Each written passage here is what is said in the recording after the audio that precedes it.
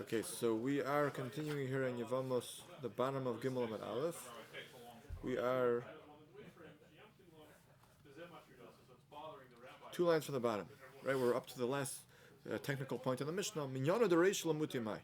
Gemara wants to know. We started the Mishnah by saying that there are 15 women that pater themselves. They pater also their co-wives and in turn their co-wives from Chalitzah and Yibum. And at the end of the list, we all said again, these are the 15. Right?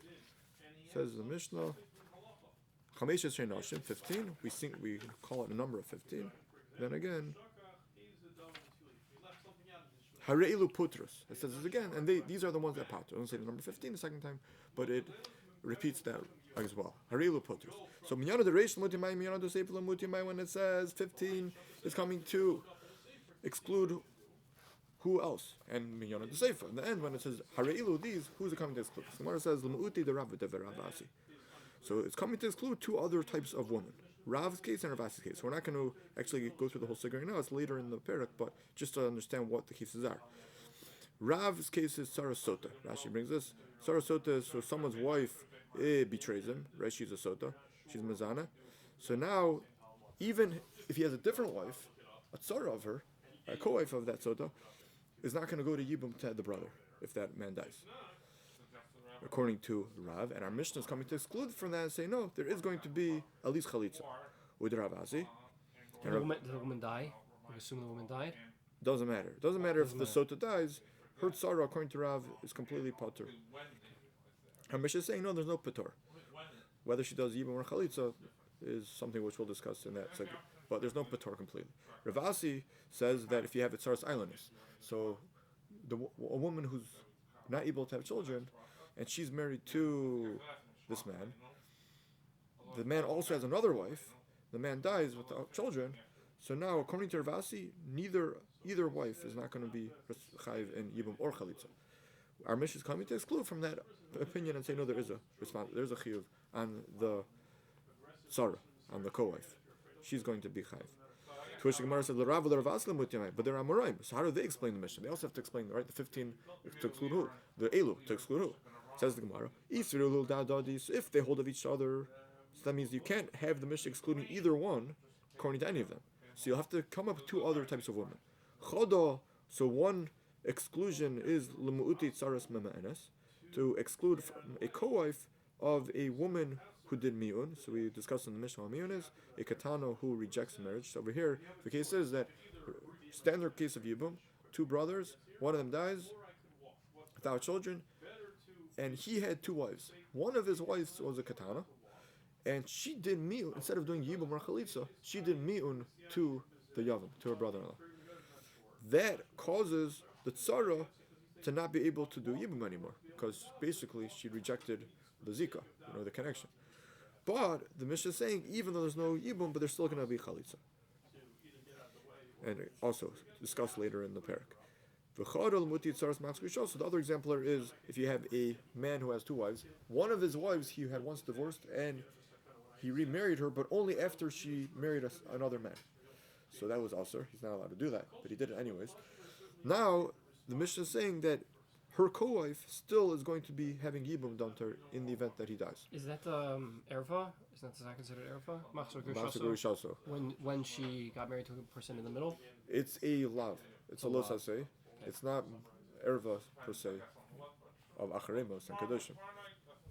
So our Mishnah is saying that there's still going to be a chiyuv of chalitza. Rashi says over here, which will be discussed later, whether this is beferish in the Gemara or it's actually connected to the Gemara, that there's no yibum at all, even to the co-wife. But there's for sure chalitza. That's for sure what the Gemara is saying. We exclude it. The Mishnah is saying dafka these are not those. Says the Gemara, that's assuming they hold of each other. Now, if they don't hold of each other, so then it's easier. So one of the exclusions is just to exclude the other one's case. Right? That other opinion held that there was no Yibum or Chalitza, so this Amora would hold there is. So it's to exclude that. And also, and the other one could either exclude one or the other, because we only have one more exclusion available now. Mara, one more point. So now the question is, according to the opinion of Ravasi, we said the only women that are excluded is going to be the co-wife of the Memanis and the co-wife of the Max also. But their own cases, we meaning the Tzara of the Sota or the Tzara of the Aylonis, actually get the din of the Mishnah. They're actually going to be potter. So why are they not listed in the Mishnah? You should have 15 women plus these two. It should be 17 women. Mara responds, the end of the Gemara, that the reason is because these women, there's no example of having the domino effect of the co-wife exempting the next co-wife. Why is that? Because what's unique about the case of the Mishnah is that all 15 women, you're able to have that they're only related to one of the brothers who are alive still. And they might not be related to the other brothers. They don't have to be related to all of them. Like, for example, the first case, the daughter. The daughter is the daughter of only one brother. She's not the daughter of all the brothers. So therefore, you could end up having that after she gets married to whichever brother died, his other wife, the co-wife, gets married to another brother, right, who's not related to any of his wives. And then he in turn dies, and now you end up having Tzaras Sota. But the cases over here are something internal. There's something internally wrong with this relationship to all the brothers. And that is because, for example, Sota. Sota has nothing to do with the relationship to the other brothers. It's just something wrong with her. She's not able to have the Yibum and Chalitzah to any of the brothers, as well as the case of Aylonis. Something wrong with her. But she's not able to have it, and her tzara cannot have it.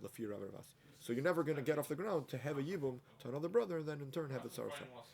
That's first. The Mishnah wanted to talk about a Tzaros.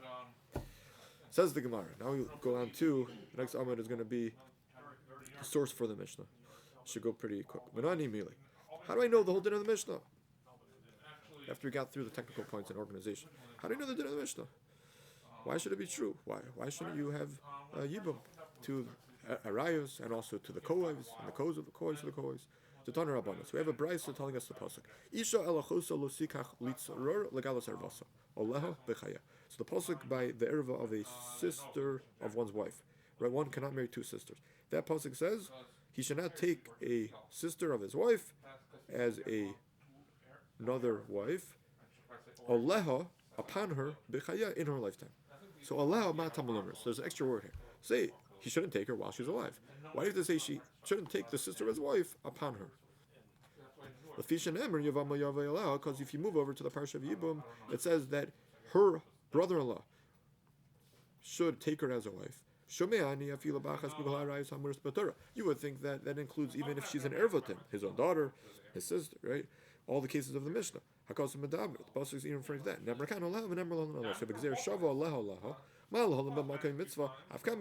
So we pull over that the aleha, Yevamos aleha, will pull over that whole scenario over to the pasuk of lo sikach. You're not allowed to take two sisters, even in the event that there's a mitzvah involved, even when there's a yibum scenario. And that's what you see, Allah, that a ervah does not do yibum.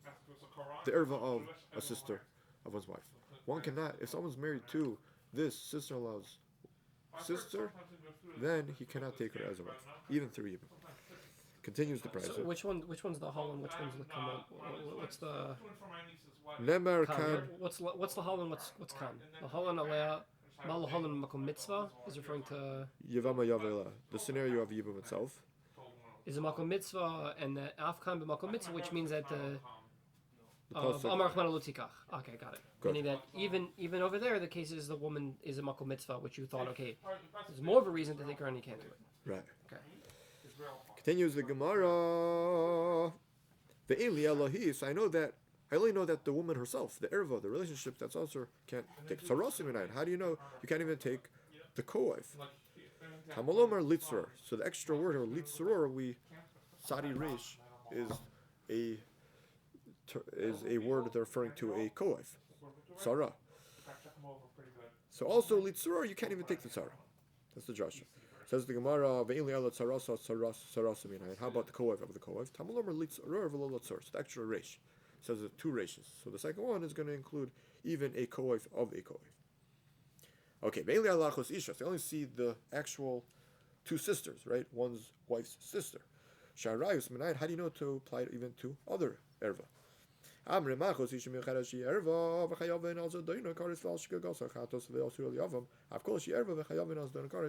So we want to make a Mamatzino from one ervah to all the arayos. They all have similarity. There's karis, there's chatos, there's an isser to yibum by the one of them, so they all have it.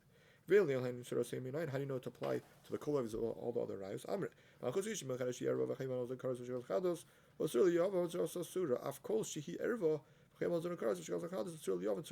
Same exact mematzinu, just now we're adding in that not only herself but also her kolev. This is going to be the source for our Mishnah. All 15 women are going to be pater, and they're going to pater also. They're going to exempt all their koheves and in turn their koheves. So now the Brayso continues. How about there's another 6 which we didn't learn this Mishnah is going to come up later. So all 15 of these relationships are all the same din of Zdono Karis and Shigachatas? Right. Some of them might even also have Mises Bezdin, but this is something they all have in common. Because not all of them have the skill and streifo. But one thing we're sure, Karis and Chatos, everything has. You might think to go so far that we should even come to Aser, right, forbid Tzaros of other types of arayos. The other 6 arayos listed in the later Mishnah that we call them more strict. Their kohev should be aser. So what are these examples? So it's Mishnah later. Let's just take the first one as an example, and then we'll explain the idea of all of them from there. Imo, his wife, his mother, right? A mother can never have this whole scenario from Avdaf Beis, because if you have 2 brothers and one of them is married to the other one's mother, that's impossible. There was never Tfis Kedusha because they're the same. They have the same mother. So you have. It could be they have different mothers, but the Mishnah is going in a case where they share the same mother. So in a case where they share the same mother, if she's going to be falling to him in Yibum through his brother who passed away, well, his brother couldn't have married. So that's impossible. So the only case you're going to be discussing about a mother's co-wife being mutar asur to him would be a random person, right? Someone's mother, his father passed away, so his mother gets married to Ploni, whoever, Ruvain. Ruvain happens to have another wife. Do we say that after Ruvain dies, that other wife is usher to this son, the son of her co-wife? So, to which we're saying over here, you might think yes. You may think that this drasha should actually come to forbid any co-wife of any type of ervah, even the ones that are not b'makom mitzvah. There's no yibum. So the Gemara. Here's the point that also this achos isha is able to marry the brother vasur yavam. Then the Torah says she's also to the yavam the Tzaras Sota and her co-wife. Again, the efshli nas la'achim has to be that it's efshli nas la'achim. She's able to marry the brothers vasur yavam, and then she'll be also to the yavam Tzaros Sota. Yatsu sheish arayos chamuris me'elu, to the exclusion of these 6. Being that it's impossible for them to get married to the brothers, so then their co-wives are completely mutar. And here's the yesod, the rule that we're going to take out from this difference that we're classifying these 2 different types of arayos. She'ein tzara el me'ach. The only time we have a isser tzara, isser / patur on the tzara, is only when it's from the brother, meaning only if she already exists as a brother-in-law, as a wife of a brother-in-law. And this is from the heart of this whole point we were discussing yesterday, that the whole discussion of our Mishnah is when you're starting off as a wife of a brother-in-law, right, 2 brothers, and she is the wife of one of them, and now you have that man dying, and she potentially should fall to the second brother who's alive in Yibum. If she is an ervah, so you don't have that mitzvah of Yibum, she falls back to the regular old isser of it's a brother-in-law, sister-in-law. That old isser, it's also for brother-in-law and sister-in-law to get married. So if you don't have a pre-existing ervah relationship between them, so we're saying that there's no isser on tzara. But if you have that pre-existing relationship, so then even though when the Torah says we dismiss that isser when there's no children, but in the event that one of the co-wives is an ervah, so now there's no mitzvah, so you fall back on the old isser, and that's why you end up having it's also reaching them. But if you have the 6 arayos later, which are bechal, they're not b'makom mitzvah, there's no yibum at all, then you're not going to have any isser on the co-wife. One more Gemara, says the Gemara, Azhara Mishamano, we learned from here a losa say. Onish minad, how do you know the punishment? Amarkra, ki kol asher yas mikol toivos v'goymer, the passage that's written by the end of the arayos, which says anyone who does any of these arayos, karis. So that applies to any of these women, because they all fall back on the Isser of Eshesach. Okay, so let's stop over here by time of the Kaz Rachmana. The next 4 blot is a sugya of Asiyah Chalitzah.